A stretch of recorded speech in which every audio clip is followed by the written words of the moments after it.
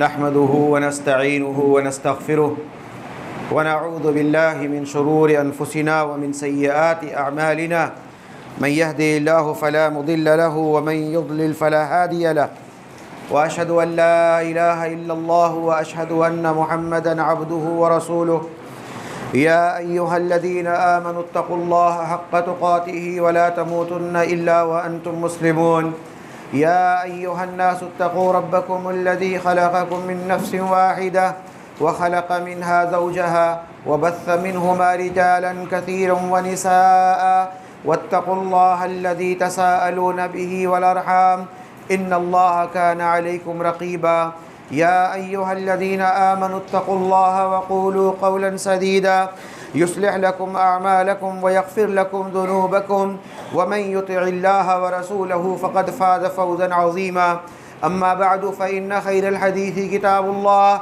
وخير الهدي هدي محمد صلى الله عليه وسلم وشر الأمور محدثاتها وكل محدثة بدعة وكل بدعة ضلالة وكل ضلالة في النار قال الله تبارك وتعالى في كتابه العظيم فأعوذ بالله من الشيطان الرجيم بسم الله الرحمن الرحيم ألف لام ميم تنزيل الكتاب لا ريب فيه من رب العالمين أم يقولون افتراه بل هو الحق من ربك لتنذر قوما ما أتاهم من نذير من قبلك لعلهم يهتدون رب اشرح لي صدري ويسر لي أمري واحلل عقدة من لساني يفقهوا قولي سبحانك لا علم لنا إلا ما علمتنا إنك أنت العليم الحكيم. برادران اسلام، محترم بزرگوں، عزیز نوجوان ساتھیوں،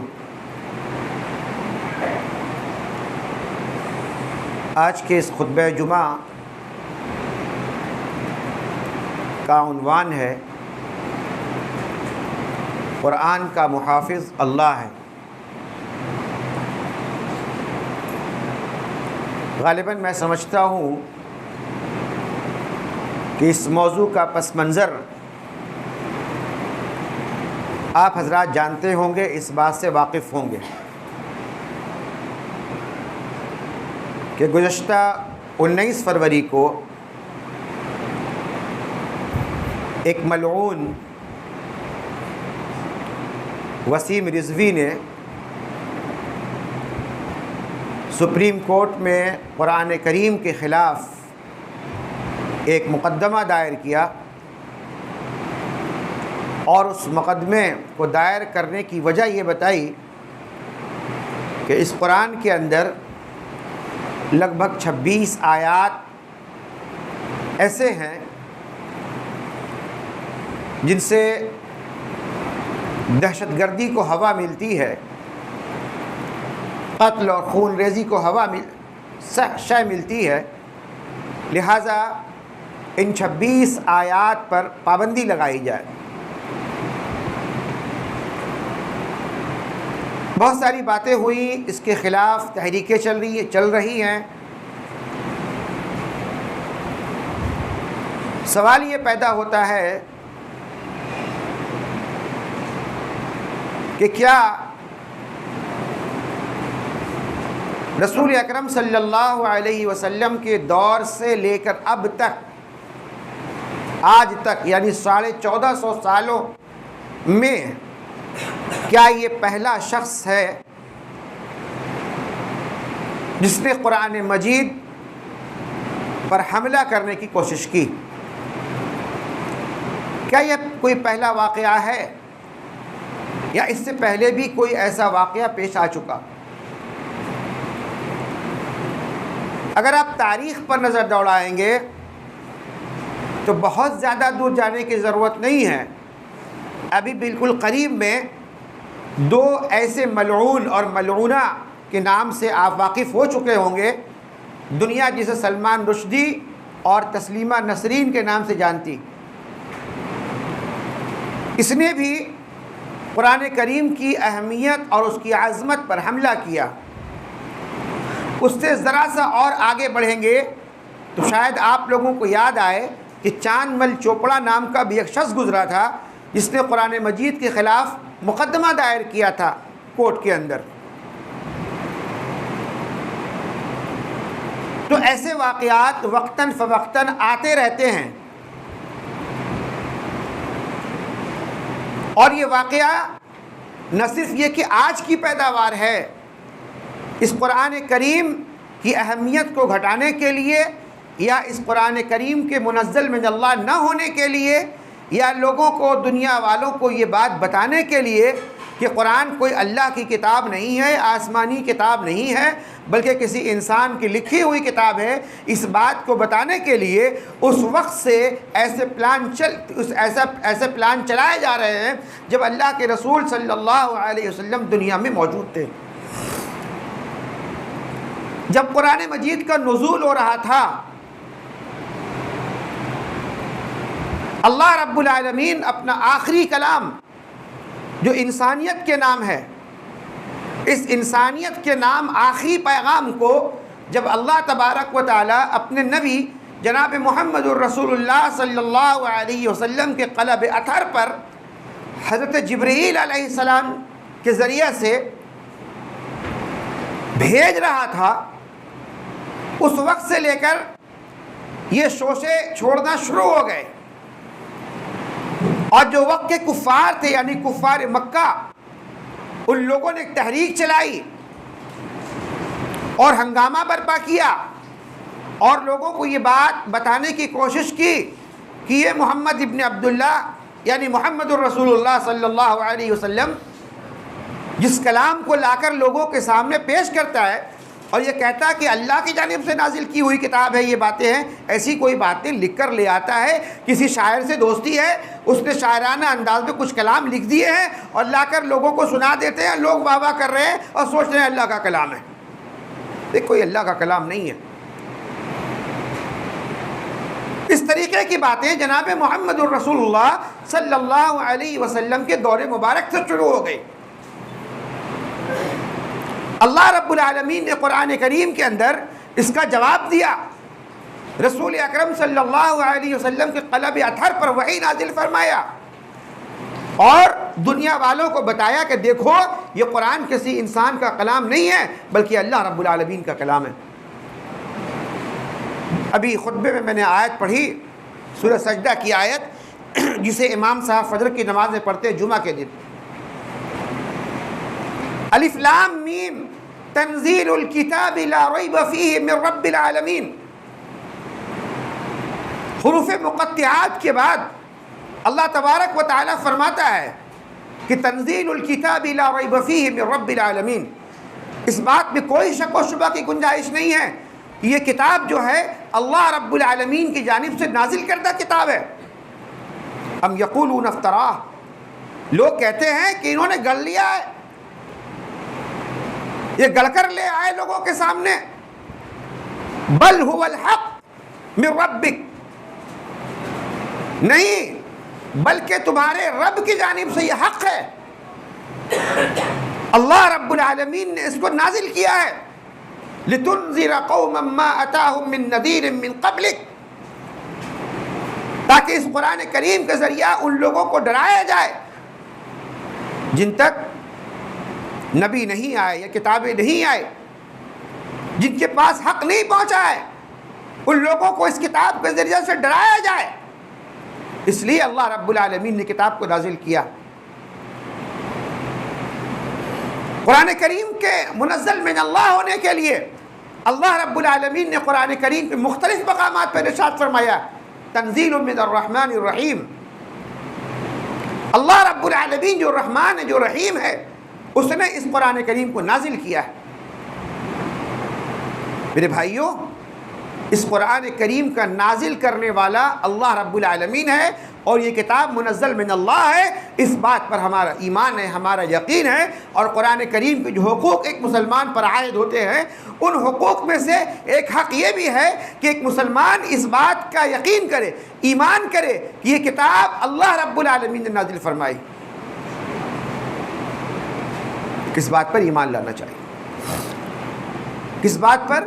یہ کتاب کسی انسان کا قول نہیں ہے، کسی انسان کی لکھی ہوئی کتاب نہیں ہے، بلکہ یہ قرآن اللہ رب العالمین نے اپنے نبی جناب محمد الرسول اللہ صلی اللہ علیہ وسلم پر نازل فرمایا۔ سوال یہ پیدا ہوتا ہے کہ واویلا مچایا جاتا ہے، کچھ ترمیم کی جائے، کچھ تبدیلی لائی جائے اس کے اندر۔ ابھی کچھ دنوں قبل، چند سال قبل، ایک اور پاگل انسان جو پاکستان کا بھگوڑا ہے، جو ہندوستان میں ابھی آ کر پناہ لیا ہوا ہے، اس بھگوڑے نے بھی کہا تھا کہ کوئی جو منشور دستور جب بنائی جاتی ہے کسی وقت اور حالات کے لیے تو اس میں تبدیلی ضروری ہوتی ہے۔ ایک دستور بنایا گیا، ابھی دستور میں ترمیم کی جا رہی نا، ابھی نئی حکومت جو آئی بھگوا جماعت، اس ملک کے اندر جو دستور بنایا گیا ہے، جو آزادی کے وقت جو دستور بنایا گیا تھا، اس میں ترمیم کرنے کی، تبدیل کرنے کی کوشش کی جا رہی ہے، اور کہا جا رہا ہے کہ وقت اور حالات کے تحت تبدیل کرنا ضروری ہے۔ چلیے کیجئے، میں نہیں مجھ سے کوئی سروکار نہیں ہے فی الحال۔ لیکن سوال یہ پیدا ہوتا ہے کہ یہ دستور جو انسان نے بنایا اور ایک دستور جو اللہ رب العالمین نے بنایا ہے، اور اللہ رب العالمین نے جو دستور بنایا ہے شروع سے لے کر کے آخر تک اور قیامت تک آنے والی نسل انسانی کے لیے، اس کی زندگی میں کیا کس میں فلاح ہے اور کس میں خیر ہے، کس میں شر ہے، اللہ رب العالمین نے ان تمام چیزوں کو اپنے دستور میں جمع کیا ہے۔ اور اس کے بعد اللہ رب العالمین نے اس کے کامل ہونے پر، اس کے مکمل ہونے پر اللہ رب العالمین نے دستخط لگا دی، مہر لگا دی کہ الیوم اکملت لکم دینکم واتممت علیکم نعمتی ورضیت لکم الاسلام دینا۔ اب اس کتاب کے اندر کسی بھی طریقے کی کمی کی، بیشی کی کوئی گنجائش باقی نہیں رہتی، کوئی تبدیلی نہیں ہو سکتی۔ اللہ رب العالمین کے کلمات میں کوئی تبدیلی نہیں ہو سکتی، لا تبدیل لکلمات اللہ۔ لیکن فتنے تو اٹھتے ہیں، فتنے اٹھتے رہتے ہیں۔ کفار مکہ نے فتنہ اٹھایا تھا تو اللہ رب العالمین نے خود اپنی کتاب کی حفاظت کی ذمہ داری بھی لی ہے۔ اللہ رب العالمین نے فرمایا اِنَّا نَحْنُ نَزَّلْنَا الذِّكْرَ وَإِنَّا لَهُ لَحَافِظُونَ۔ اللہ اکبر۔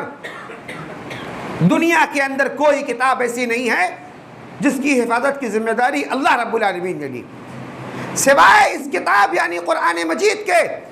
اللہ رب العالمین نے فرمایا اِنَّا نَحْنُ نَزَّلْنَا الذِّكْرَ، اس کتاب کے، اس ذکر کے، اس قرآن کے نازل کرنے والے ہم ہیں، اور اس کتاب کی حفاظت کی ذمہ داری بھی ہم لے رہے ہیں۔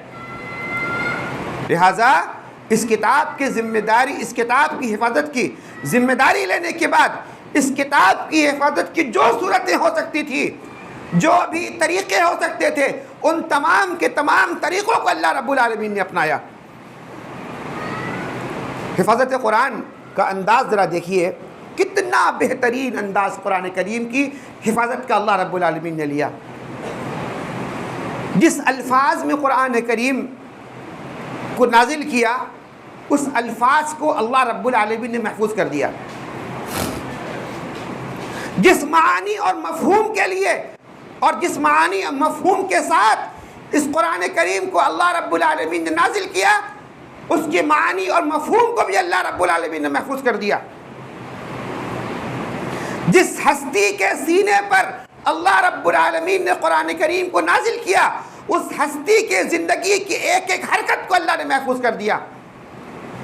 اٹھاؤ تاریخ، کتنے بڑے بڑے لیڈر گزر گئے دنیا کے اندر، بڑے بڑے لیڈر آئے چلے گئے، کسی کی زندگی کی جوانی، کسی کی زندگی کا بڑھاپا، کسی کی زندگی کے 5 سال، کسی کی زندگی کی 2 سال، کسی کی زندگی کے چند ایام لوگ یاد رکھتے ہیں۔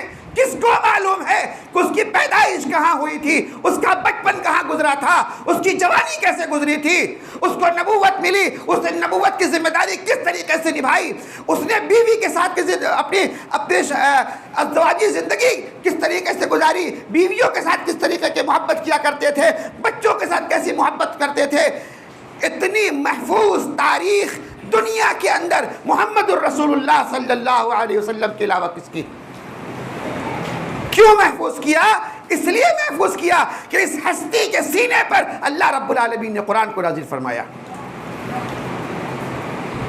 جس ہستی کے سینے پر قرآن نازل ہوا، ان کی زندگی تو محفوظ ہے ہی، ساتھ ہی ساتھ اس اس قرآن کریم کے جو اولین مخاطبین تھے، جنہیں ہم صحابہ اکرام کہتے ہیں، اللہ اکبر، صحابہ اکرام کی زندگی آج بھی محفوظ ہے۔ ان کی زندگی اٹھاؤ، ابو بکر کو دیکھو، عمر کو دیکھو، عثمان کو دیکھو، علی کو دیکھو، طلحہ کو دیکھو، زبیر کو دیکھو، سعد بن ابی وقاص کو دیکھو، دیکھو اٹھا کر ان کی زندگی کو، ان کی زندگی کے واقعات بھرے پڑے ہوئے ہیں۔ اللہ رب العالمین نے ان اولین مخاطبین کے زندگی کی، ان کی زندگی کو بھی اللہ رب العالمین نے محفوظ کر دیا۔ ہم کہتے ہیں کہ ہم اس قرآن کریم میں تبدیلی کر دیں گے۔ اس قرآن کریم کی حفاظت کی ذمہ داری جب اللہ رب العالمین نے لی تو ساتھ ہی ساتھ اللہ رب العالمین نے یہاں تک فرما دیا کہ اس قرآن کریم کو، یہ قرآن اے نبی جو آپ کے قلب اطہر پر نازل فرمایا جا رہا ہے، جو آپ کو دی جا رہی ہے، آپ کی ذمہ داری ہے جتنی دی جائے اتنا لیجئے، نہ اس سے آگے بڑھنے کی کوشش کیجئے، نہ اس سے پیچھے ہٹنے کی کوشش کیجئے۔ اور اگر آپ نے ایسا کیا تو کیا ہوگا؟ اللہ رب العالمین نے فرمایا وَلَوْ تَقَوَّلَ عَلَيْنَا بَعْضَ الْأَقَاوِيلِ لَأَخَذْنَا مِنْهُ بِالْيَمِينِ ثُمَّ لَقَطَعْنَا مِنْهُ الْوَتِينَ فَمَا مِنْكُمْ مِنْ أَحَدٍ عَنْهُ حَاجِزِينَ۔ پڑھیں سورہ حاقہ۔ اللہ رب العالمین نے نبی اکرم جناب محمد الرسول اللہ صلی اللہ علیہ وسلم کو اللہ رب العالمین فرما رہا ہے، اے نبی اس قرآن کو جو ہم آپ کو دے رہے ہیں، اس میں تبدیلی کرنے کی کوشش کی، کچھ رد و بدل کرنے کی کوشش کی، بڑھانے کی کوشش کی، گھٹانے کی کوشش کی، تو سن لیجئے وَلَوْ تَقَوَّلَ عَلَيْنَا بَعْضَ الْأَقَاوِيلِ، اگر آپ نے ایسی کوشش کی، اللہ فرماتا ہے لَأَخَذْنَا مِنْهُ بِالْيَمِينِ، ہم آپ کو اپنے دائیں ہاتھ سے پکڑ لیں گے۔ دائیں ہاتھ کا معنی جانتے ہیں نا؟ دو ہاتھوں میں یہ دائنا ہاتھ زیادہ مضبوط ہوتا ہے، زیادہ مضبوط مانا جاتا ہے دائیں ہاتھ کو۔ اللہ رب العالمین کا بھی ہاتھ ہے، ہمارا ایمان ہونا چاہیے، کیسا ہے یہ ہم نہیں جانتے، ہے اس پر ہمارا ایمان ہے۔ لَأَخَذْنَا مِنْهُ بِالْيَمِينِ، ہم آپ کو دائیں ہاتھ سے پکڑ لیں گے، اس کے بعد کیا کریں گے؟ ثُمَّ لَقَطَعْنَا مِنْهُ الْوَتِينَ، پھر ہم شہرک کاٹ ڈالیں گے آپ کا۔ اے نبی ہم آپ کے شہرک کو کاٹ ڈالیں گے اگر آپ اس میں گھٹانے اور بڑھانے کی کوشش کی۔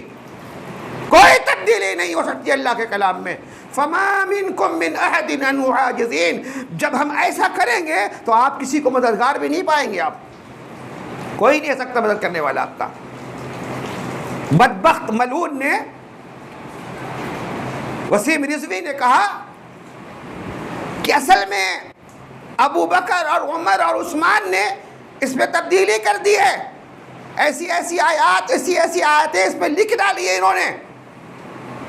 اللہ رب العالمین کی ذات جس نے اپنے نبی کو اس بات کے لیے کہا کہ اے نبی اگر آپ تبدیلی کرنے کی کوشش کریں گے ہم آپ کو پکڑ لیں گے، آپ کے شہرک کو کاٹ دیں گے۔ جب اللہ رب العالمین اپنے حبیب کو کہہ سکتا ہے، جب تبدیلی ابو بکر نے کی تھی، عمر نے کی تھی، عثمان نے کی ہوتی، کیا اللہ رب العالمین چھوڑ دیتا انہیں؟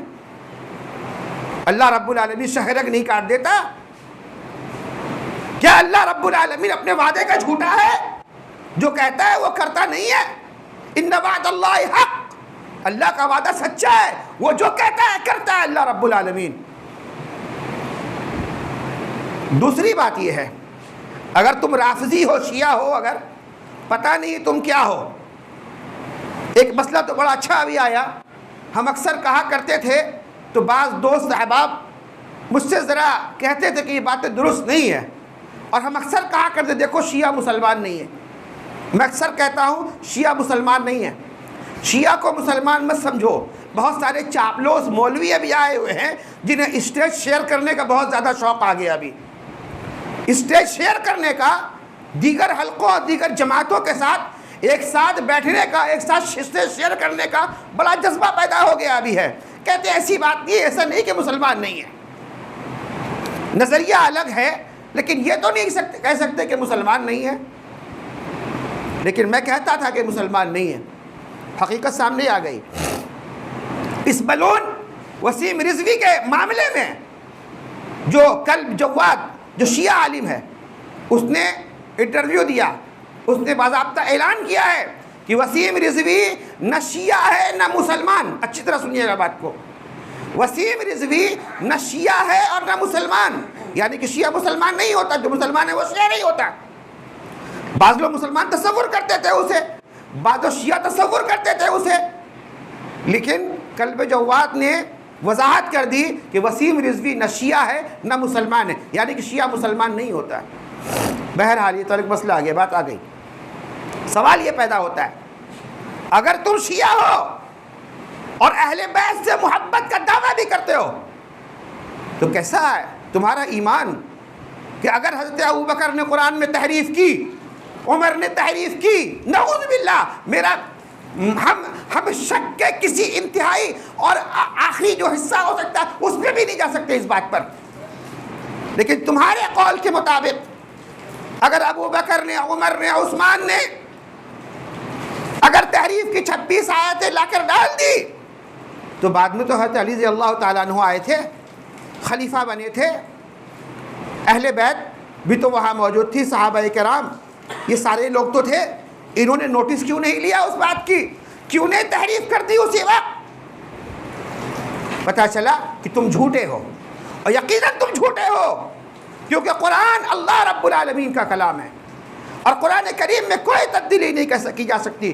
دنیا کی کوئی طاقت مل کر اور پوری طاقت مل کر بھی اگر قرآن کریم کو تبدیل کرنا چاہے، اس پہ تحریف کرنا چاہے، اس پہ ترمیم کرنا چاہے تو نہیں کر سکتی، کیونکہ اللہ رب العالمین کا وعدہ.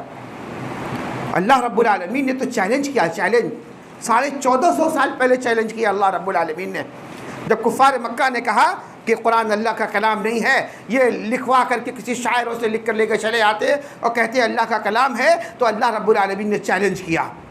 قُلْ لَئِنِ اجْتَمَعَتُ الْإِنسُ وَالْجِنُّ عَلَىٰ أَن يَأْتُوا بِمِثْلِ هَٰذَا الْقُرْآنِ لَا يَأْتُونَ بِمِثْلِهِ وَلَوْ كَانَ بَعْضُهُمْ لِبَعْضٍ ظَهِيرًا. اللہ رب العالمین نے فرمایا اے نبی کہو ان سے، یہ لوگ کہتے ہیں یہ کلام اللہ کا کلام نہیں ہے، کسی انسان کا کلام ہے. چلو یہ جس کے بارے میں کہہ رہے وہ بھی انسان، تم بھی انسان. اگر انسانی کلام ہے تو انسانی کلام کے مقابلے میں کوئی ایسا کلام لے کر کے آ جاؤ. اس قرآن کے مقابلے میں کوئی اور قرآن تم لے کر کے چلے آؤ، اسی جیسا قرآن تم بھی لے کر کے آ جاؤ. اور چلو اس کام کے لیے ہم تم کو آزادی دیتے ہیں. کیا آزادی؟ تم اکیلے نہیں لا سکتے ہو اگر تو سنو، پوری انسانیت اور جنات کی پوری برادری اور جس کو بھی تم چاہو اپنے ساتھ ملا لو، اور اللہ کو چھوڑ کر جس سے مدد لینا چاہو لے لو، اور لاؤ اس جیسا ایک قرآن لے کر کے چلے آؤ. اگر لا سکتے تو لا کر کے دکھا دو. چیلنج دیا اللہ رب العالمین نے. چیلنج ایکسیپٹ نہیں ہوا، قبول نہیں ہوا چیلنج. اللہ رب العالمین نے دوبارہ چیلنج کیا. کہا اللہ رب العالمین نے چلو ٹھیک ہے، پورا قرآن نہیں لا سکتے ہو، مکمل قرآن ڈالے کہ تمہارے بس کی بات نہیں نظر آ رہی ہے. ہم نے تو چیلنج کر دیا کہ انسان کو ہی ملا لو، جنات کو ہی ملا لو، اور جس کو چاہو ملا لو. آؤ لے کر کے آؤ. تمہاری طاقت اگر نہیں بنتی ہے تو آؤ اس 10 سورت لے کر کے آؤ. فَأْتُوا بِعَشْرِ سُوَرٍ مِثْلِهِ. آؤ اگر چاہتے ہو اس جیسا کوئی کلام لانا اور پورا قرآن نہیں پیش کر سکتے ہو، فَأْتُوا بِعَشْرِ سُوَرٍ مِثْلِهِ. آؤ 10 سورتوں کو لا دو ایسی. چلو بڑی صورتیں چھوڑ دیتے ہیں، سورہ بقرہ ہے، سورہ آل عمران ہے، سورہ نساء ہے اور سورہ مائدہ ہے. 10 صورتوں کو چھوڑ دیتے ہیں، بڑی بڑی صورت. ہم چھوٹی صورتیں، سورہ اخلاص لے لو، سورہ کوثر لے لو، سورہ عصر لے لو، سورہ قریش لے لو، اور چھوٹی صورت 10 صورتوں کو لے لو. ایسا کلام 10 صورتیں لے کر کے لا کر دکھلا دو. کوئی 10 صورتیں ہی لے کر کے چلے آؤ. اگر تم اپنے وعدے میں سچے ہو، اپنے بات میں پکے ہو کہ کسی انسان کا قول ہے، یہ کسی انسانی کلام ہے، تو سنو 10 صورتوں کو لے کر کے آ جاؤ. 10 صورتوں کو. یہ بھی اللہ رب العالمین نے چیلنج کیا. اللہ اکبر. 1450 سال سے لے کر آج تک قرآن کا پردے والا قرآن جب بھی کھولتا ہے یہ آیتیں موجود ہیں، چیخ چیخ کر چیلنج کر رہی ہے. وسیم رضوی کو بھی چیلنج ہے، جان مل چوپڑا کو بھی چیلنج ہے، تسلیمہ کو بھی چیلنج ہے، روشنی کو بھی چیلنج ہے. وقت کا جتنا بڑا بھی کفار اور ملعون چلا ہے سب کو چیلنج ہے کہ 10 صورتیں لے کر کے آؤ. کوئی نہیں لا سکتا. چلو اس کو بھی قبول نہیں کیا اور ہلکا کر دے. اللہ رب العالمین نے فرمایا وَإِن كُنتُمْ فِي رَيْبٍ مِّمَّا نَزَّلْنَا عَلَىٰ عَبْدِنَا فَأْتُوا بِسُورَةٍ مِّن مِّثْلِهِ إِن كُنتُمْ صَادِقِينَ. تمہیں اس بات کا شک ہے نا کہ یہ کلام جو محمد الرسول اللہ تم کو سنا رہا ہے وہ اللہ رب العالمین کا کلام نہیں ہے بلکہ کسی انسان کا کلام ہے. اس بات کا تمہیں شک اگر ہے تو سنو، ایک سورت لے کر کے آ جاؤ، اور لے کر آؤ اِنَّا أَعْطَيْنَاكَ الْكَوْثَرَ جیسی کوئی سورت ہے تمہارے پاس طاقت. فَأْتُوا بِسُورَةٍ مِّن مِّثْلِهِ إِن كُنتُمْ صَادِقِينَ. اپنے دعوے میں سچے ہو تو ایک سورت لا کر کے دکھلا لو. لیکن اللہ رب العالمین نے فرمایا فَإِن لَّمْ تَفْعَلُوا، لیکن اگر تم ایسا نہیں کرو گے وَلَن تَفْعَلُوا، ہرگز نہیں کر سکتے تم ایسا. یہ ربانی چیلنج ہے، اللہ رب العالمین کا چیلنج ہے، کھلا چیلنج اللہ رب العالمین کا. وَلَن تَفْعَلُوا، تم ہرگز نہیں لا سکتے ہو. لیکن جب تم ایسا نہیں کر سکو گے تو ہوگا کیا، تمہارا انجام کیا ہوگا؟ اللہ رب العالمین نے فرمایا فَاتَّقُوا النَّارَ، آگ کا مزہ چکھو، آگ کا. تمہارے لیے آگ مقرر کی گئی ہے. وسیم رضوی، تجھے مبارک ہو آگ میں جلنا اگر تو نے اپنے مرنے سے پہلے توبہ نہیں کیا تو. سن لے وہ تمام اور ایسے تمام لوگ جنہوں نے قرآن کریم پر حملہ کرنے کی کوشش کی ہے. اللہ رب العالمین نے کل قیامت کے دن آگ کا عذاب تیار کر کے رکھا ہے ایسے ظالموں کے لیے، ایسے جاہلوں کے لیے جنہوں نے قرآن کریم پر اعتراض جتانے کی کوشش کی ہے. میرے بھائیوں، بڑے بڑے سورما اپنے وقت کے آئے اور قرآن کریم پر حملہ کرنے کی کوشش کی. قرآن کریم اپنے حرف کے ساتھ، الفاظ کے ساتھ، اپنے معنی کے ساتھ، اپنے مفہوم کے ساتھ اس وقت بھی زندہ تھا، آج بھی زندہ ہے، قیامت تک زندہ رہ گئی ہے. قرآن کریم مٹ گئے دنیا سے قرآن کریم کو مٹانے والے. تاریخ نے ایسے لوگوں کے لیے عبرتناک مثال پیش کی ہے جنہوں نے قرآن کریم پر حملہ کرنے کی کوشش کی. میرے بھائیوں، یہ ساری باتیں ایک طرف، یہ ساری بات ایک طرف. دوسری بات جو دوسرا پہلو یہ ہے، ہم مسلمان، ہم قرآن سے محبت کرنے والے، ہم قرآن کریم پر ایمان لانے والے، ہم قرآن کریم سے محبت کا دعویٰ کرنے والے، ہم قرآن کریم پر کتنا عمل کرنے والے ہیں، قرآن کریم سے کتنا رشتہ ہمارا ہے، قرآن کریم کو کتنا پڑھا ہے ہم نے، قرآن کریم کو کتنا سمجھا ہے ہم نے، قرآن کریم کو کتنا سمجھایا ہے ہم نے، قرآن کریم پر کتنا عمل کیا ہے ہم نے. میرے بھائیوں، آج ضرورت اس بات کی ہے کہ ہم میں کا ہر شخص اپنے اپنے ضمیر کو اپنے اپنے گریبان میں نظر ڈال کر کے دیکھے کہ ہم نے قرآن سے رشتہ کتنا جوڑا. دنیا کی کوئی طاقت اگر قرآن کریم پر حملہ کرتی ہے تو ہم ہاتھوں میں بینر لے کر راستے میں آنا گوارا کر لیتے ہیں، لیکن اپنی زندگی میں قرآن کو نافذ کرنے کی کوئی کوشش کی. اگر ایسے لوگوں کے لیے برا حشر ہے جنہوں نے قرآن کریم پر اعتراض جتایا ہے، اس منبر پہ کھڑے ہو کر کہہ رہا ہوں، جان لیجئے ویسا ہی حشر میرا اور آپ کا ہوگا اگر ہم نے قرآن کریم پر عمل نہیں کیا تو. اگر ہم نے اور آپ لوگوں نے قرآن کریم پر عمل نہیں کیا تو ہمارا اور آپ کا بھی یہی حشر ہونے والا ہے.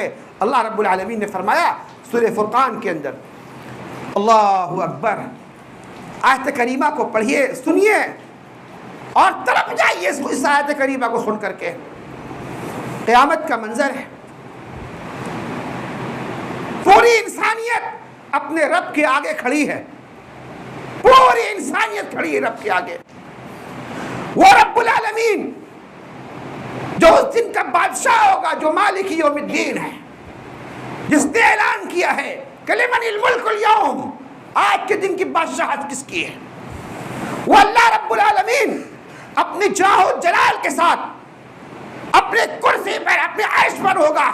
سامنے رسول کھڑے ہوں گے، میرے رسول، آپ کے رسول، وہ رحمت للعالمین جناب محمد الرسول اللہ صلی اللہ علیہ وسلم اپنے رب کے حضور میں کھڑے ہو کر کہیں گے، التجا کریں گے، شکایت کریں گے میرے بارے میں، آپ کے بارے میں، امت مسلمہ کے بارے میں شکایت کریں گے. کیا شکایت کریں گے؟ اللہ فرماتا ہے رسول کہیں گے.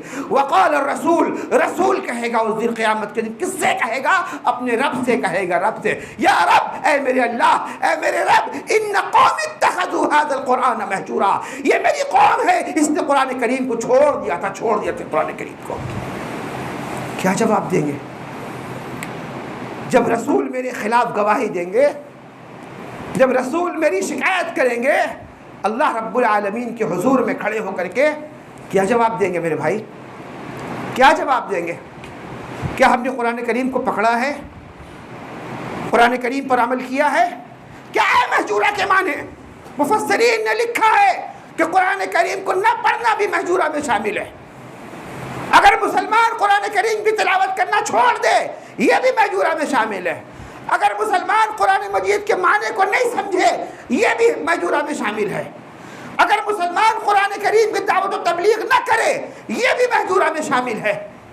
اگر مسلمان قرآن کریم کے ترجمہ اور تفسیر کو نہ سمجھے یہ بھی مہجورہ میں شامل ہے۔ اگر مسلمان قرآن کریم پر عمل نہ کرے تو یہ بھی مہجورہ میں شامل ہے۔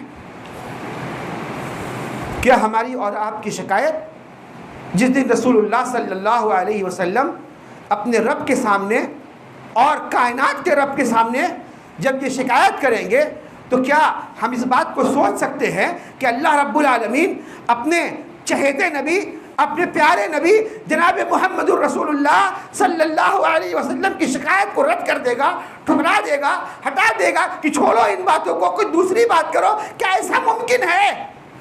نہیں میرے بھائی، اللہ ایکشن لے لے گا جب رسول شکایت کریں گے اپنے رب سے کہ میری قوم نے قرآن کو چھوڑ دیا تھا۔ اللہ اکبر! کتنے درد کے ساتھ، کتنے طلب کے ساتھ وہ رسول کہیں گے اپنے رب کے سامنے۔ میرے بھائیو، کیا وقت نہیں ہے کہ ہم قرآن کریم سے اپنا رشتہ جوڑیں؟ کیا وقت نہیں ہے؟ میرے بھائیو، قرآن کریم کی حفاظت کی ذمہ داری اللہ نے لی ہے، یقینی طور پر اللہ کا معاملہ ہے، اللہ رب العالمین اپنے کلام کی حفاظت کرے گا۔ ارے حفاظت کس طرح کرتا ہے آپ کو معلوم ہے؟ یہ لوگ کہتے ہیں نا کہ آپ سنتے ہیں کہیں کہیں ایسا واقعہ پیش آیا کہ قرآن کریم کو آگ لگا دی گئی، مصحف کو، کہیں ایسا واقعہ پیش آتا دریا بر کر دی جاتی، بہا دیا جاتا دریا میں۔ کیوں؟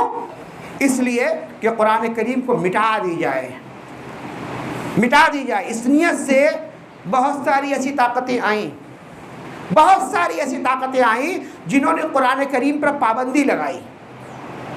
کیا قرآن دنیا سے مٹ گیا؟ مٹ گیا دنیا سے؟ آپ کو معلوم ہے 1973 کا زمانہ ہے، روس کے اندر مارکسزم کا غلبہ ہے، غلبہ کمیونزم کا غلبہ ہے، وہاں پر پوری طاقت کے ساتھ ہے، پوری قوت کے ساتھ روس کے اندر موجود ہے کمیونزم۔ ایسے وقت میں اس نے پورے رشیا کے اندر قرآن کریم پر پابندی لگا دی اور کہا کہ کسی مسلمان کے گھر سے اگر قرآن کا کوئی نسخہ اگر نظر آ جائے تو اس کے گھر کو آگ لگا دی جائے گی۔ اتنا ظلم قرآن کریم کے خلاف کیا گیا۔ 1973 کا عرصہ ہے میرے بھائیوں۔ اس زمانے 1973 کا ایک واقعہ ہے، ایک شخص جو پاکستان کا رہنے والا تھا، وہ اپنے کسی رشتہ دار سے ملنے ماسکو میں گیا، اس کے گھر میں گیا، مسلمان ہے، اس نے کہا کہ بھئی نماز پڑھنے کے لیے جانا، مسجد تو بند ہے یہاں پر۔ تمام مسجدوں کو تالا لگا دی گئی، بعض مسجدوں کو سیر و تفریح کی جگہ بنا دی گئی تھی تاکہ نہ مسجد کھلے گی نہ قرآن پڑھائی ہوگی یہاں پہ۔ مسجدوں پر مکمل پابندی، مسجدوں کو بند کر دی گئی، کاروباری مراکز بنا دیے گئے، قرآن کریم پر پابندی لگا دی گئی، یہاں تک کہ کسی کے گھر میں قرآن رکھنے کی جرات نہیں کر سکتا ہے کوئی۔ تلاشی لی جاتی تھی گھروں کے اندر تو قرآن کا نسخہ کہیں مل جائے۔ وہ شخص جب گیا اس نے کہا کہ مجھے نماز پڑھنی ہے، کہا کہ مسجد تو یہاں ہے نہیں، کافی دور میں ہے، 2 مسجد ہے وہ بھی کافی دور میں۔ اس نے اصرار کیا کہ مجھے جانا ہے وہاں پر، مجھے وہاں جانا ہے۔ جمعہ کا دن ہے، وہ گیا، دیکھا کہ مسجد میں تالا بند ہے۔ پتہ چلا کہ پڑوس میں کوئی رہنے والا ہے، اس کے پاس اس مسجد کی چابی ہے، اس کے پاس جاتا ہے وہ اور چابی مانگتا ہے کہ چابی دیجئے، نماز پڑھنی تھا۔ کہا کہ مسجد یہاں پابندی لگا دی گئی ہے، مسجد تو کھول نہیں سکتے ہیں۔ کہا کہ دیکھیے مجھے 2 رکعت نماز پڑھنی ہے، کس کو پتہ چلے گا؟ جس کے پاس چابی تھی اس نے کہا کہ چابی دے دوں گا، لیکن اس کے بعد اگر آپ پر کوئی حملہ ہوتا ہے یا کوئی تکلیف پہنچی کا ذمہ دار میں نہیں ہوگا، آپ خود ہوگے۔ اس نے کہا ٹھیک سے دیجئے، چابی دیجئے۔ وہ چابی لے کر گیا، مسجد کھولا اور صاف صفائی کی۔ جمعہ کی نماز تو نہیں پڑھی، اکیلا تھا، تنہا تھا۔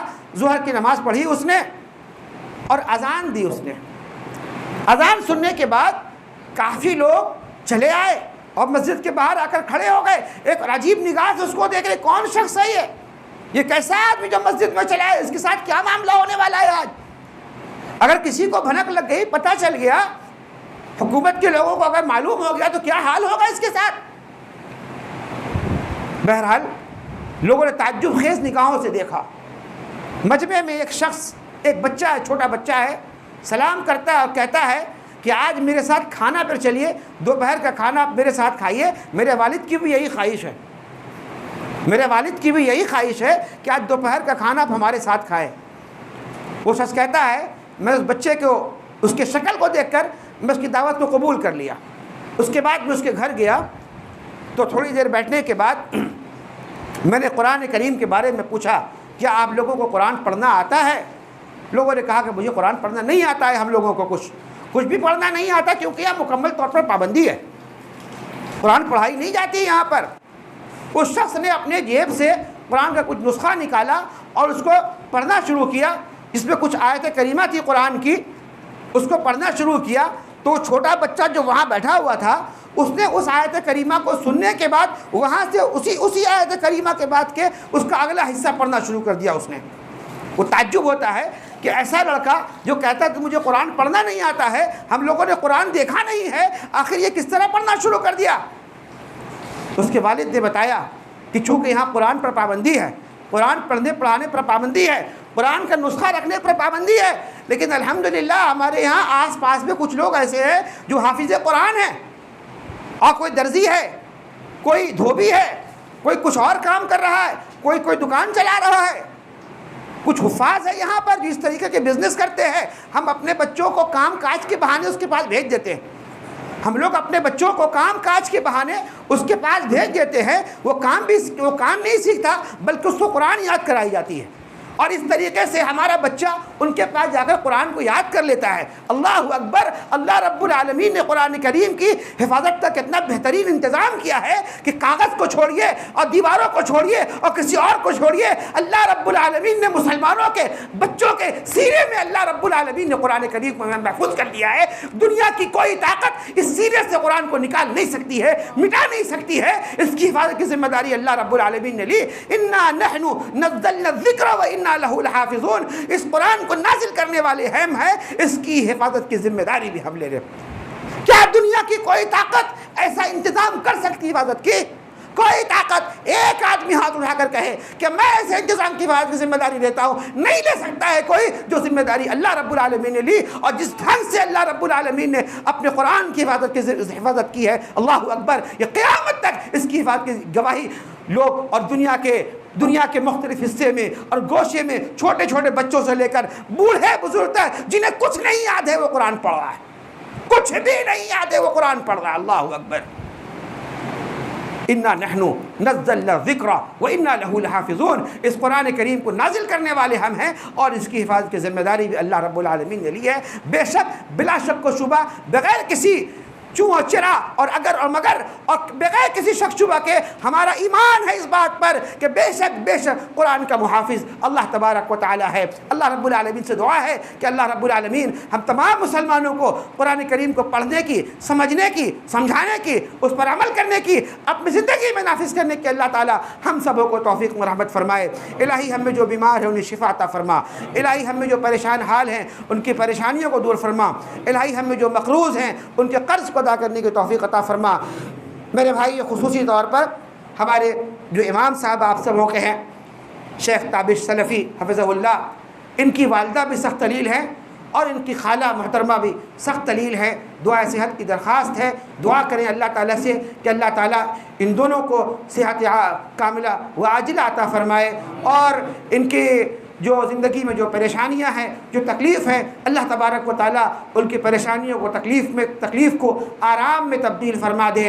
اللہ رب العالمین سے دعا ہے اللہ رب العالمین ہم جملہ مسلمانوں کو جب تک دنیا میں زندہ رکھنا، کتاب اللہ اور سنت رسول اللہ پر عمل کرتے ہوئے زندہ رکھنا، جب ہمارا خاتمہ ہو انہی دونوں چیزوں پر عمل کرتے ہوئے خاتمہ ہو۔ اقول قولی